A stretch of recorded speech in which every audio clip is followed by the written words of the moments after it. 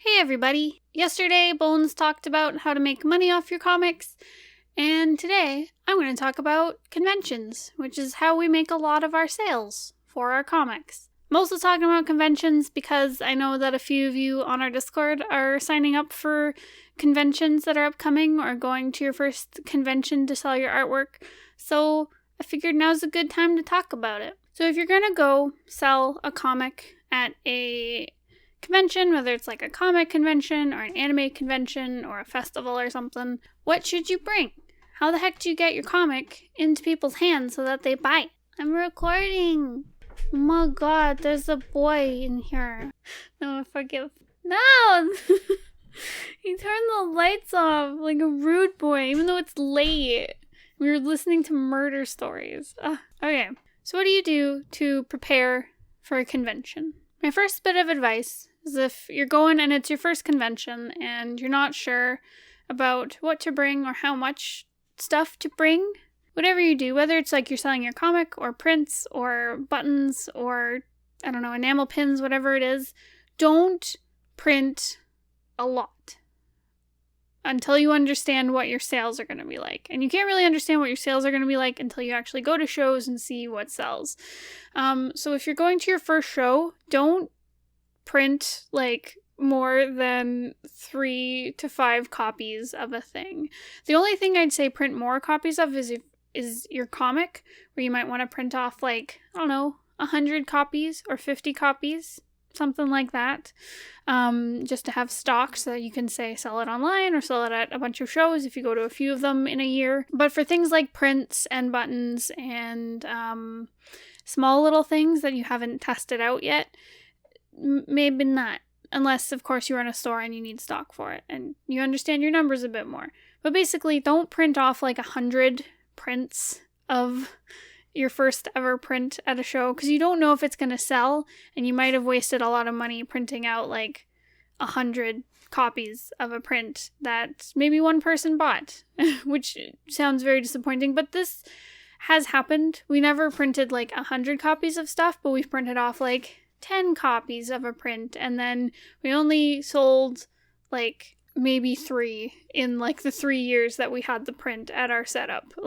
So I would always say test things out before you print off a lot of them. It is tricky because you don't want to bring so little that it sells out immediately and then you have nothing else to sell unless you can quickly go and get more printed off, maybe on the second day of the con or something after you go home. But basically don't spend too much money on your setup until you kind of understand where your sales are at. Experiment in small batches, see what the market wants, I guess.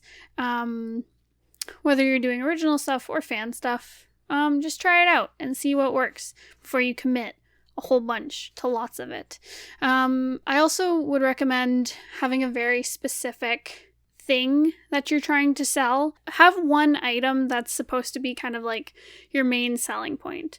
So if you're looking at comic books, say if you only have one book that you're selling, that's like perfect to start out. And the reason this is that people aren't overwhelmed when they come to your table.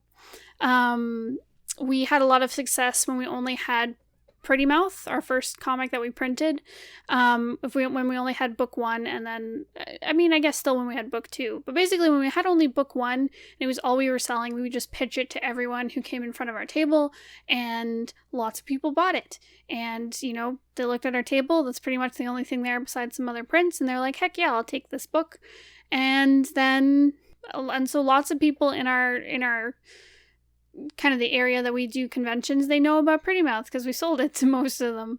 Whereas now, when we have multiple books and multiple series on our table, a lot of people will come up and say, tell me about your books.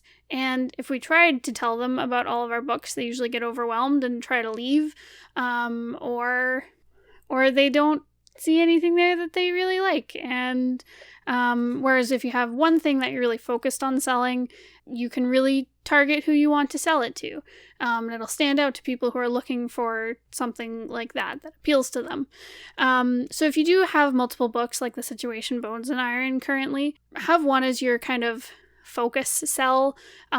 Probably it'll be like your latest release, but make sure that's what you're pushing and pitching to people. When they say, tell me about your books, you say, hey, I just put out this new book. It's about fairy princesses smooching. And they're like, oh, heck yeah, I'm into fairy princesses smooching. And then they buy it. And then if there's someone who's bought books from you previously, they'll come up and be like, oh, here's book 2 of this thing I want. Or, oh, I want your new series or your new book. So there you go. Have something to focus on. Honestly, I can't really tell you what to do if you're not selling comics, because that's our main focus, and this is 100 Days of Comics, so what are you doing here? You're in the wrong video. Sorry, I don't know. But yeah, when you're selling books or comics, definitely have one that is kind of your main pitch. And it's definitely better to have, like, theme around your products. It is hard if you have, say, like, multiple genres that you're into. Say, like, you have, like, a fantasy series and a contemporary series and a horror series. It definitely helps if you have kind of an overarching thing. For me and Bones, it's definitely LGBT comics, because we have a few genres that we're working in right now. Like, we have fantasy and horror. Lots of people who are into LGBT books are like, heck yeah, I don't care about the genre, this all sounds cool. So having kind of maybe an overarching thing, whether it's like all your books have to do with pirates, or I don't know, they're all fantasy stories, just, you know, different series that are fantasy. It really helps to kind of have a theme to your stuff, so that when someone comes up, you can pitch what your theme is, and they're into it. Bones, I don't know if this is good. Can you cut this out if this is stupid? Thank you. I guess going into your table setup is really good to have height. And there are restrictions on how high you can go depending on which venue you're at. Definitely check out the guidelines so that you're not breaking any rules. But it is always a very good idea to get some height on your booth, just because, especially if it's a really crowded artist alley, your booth might get kind of swallowed by other taller displays that people can see over the tops of the big crowd in front of them. So get some height to your stuff if you can, so that someone can spot your booth from across the room. Maybe not across the room, but from across the aisle at least. It's definitely important to be eye-catching, just because being at a convention is a little bit of sensory overload, and it can be very overwhelming. And if you have something that's easy to spot, then all the better, because people who are looking for your stuff specifically can find it, and you're also catching the eye of people who are interested into your stuff because you've got a cool display. What that eye-catchingness is, it's hard to say. It depends on what you're selling. Bones and I used to keep a banner that said McKay & Gray Publications. A lot of people would come up and try to sell us their comic book because they thought we were a publisher. But we also did put LGBT comics on it, so we did get a lot of people who were like, oh, the gays are here. And we were like, yes. And more recently, we have added a little stand of one of our characters that we painted that says LGBT comics on it, and it shows off Marble, the main character of 9 Point, and yeah, that has also brought people over because they look at it and they're like, oh, this looks cool, this stands out to me, and it says LGBT stuff, so I'm here. And it's also very important to keep your table clean and easy to read. Don't clutter it with so many things that looking at it is like sensory overload, I guess. You know, keep your books neatly stacked. It keeps things organized. Don't have it just kind of thrown everywhere, obviously. You especially want things grouped together in an easy way to look at. I mean, just think of, like, if you were looking at a bakery, usually they'll have, like, here are our croissants, and here are our different kinds of cookies, and here are our breads.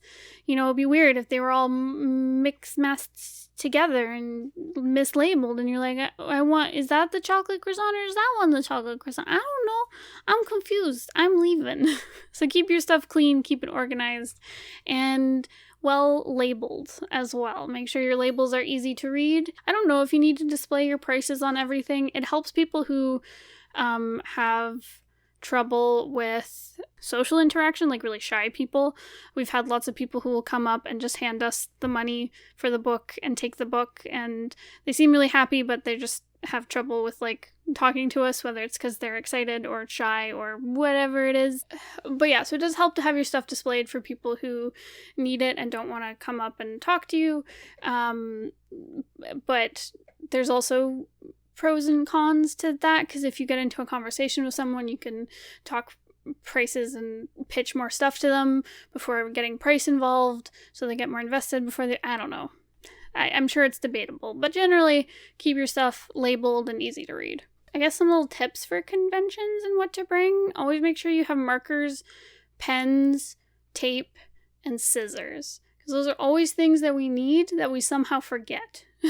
Tape is great for if you need to like close a box or fix up your display that has suddenly fallen apart. Or scissors is great for when you need to cut out new signs.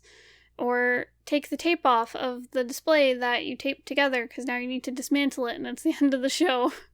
And pens are great because you can sign your books or write out what you sold or, I don't know, draw little notes to your table partner because you're bored and conventions are long. Also make sure to bring a comfy seat if you can. Bones and I will sometimes bring extra cushions or like folding chairs that are a lot more comfortable than the ones they provide, because you are at a comic convention for generally like 10 hours at a time, and it's awful and it sucks. So take care of your body as much as you can within their awful constraints. Make sure to bring water and food if the convention allows it in. Honestly, Bones and I have snuck food in to many shows where they're like, no outside food or drink, because heck, if I'm going to pay $10 for a tiny slice of pizza. And also you're stuck at your table for a long time, so make sure that you have food and water so you stay hydrated and you don't starve.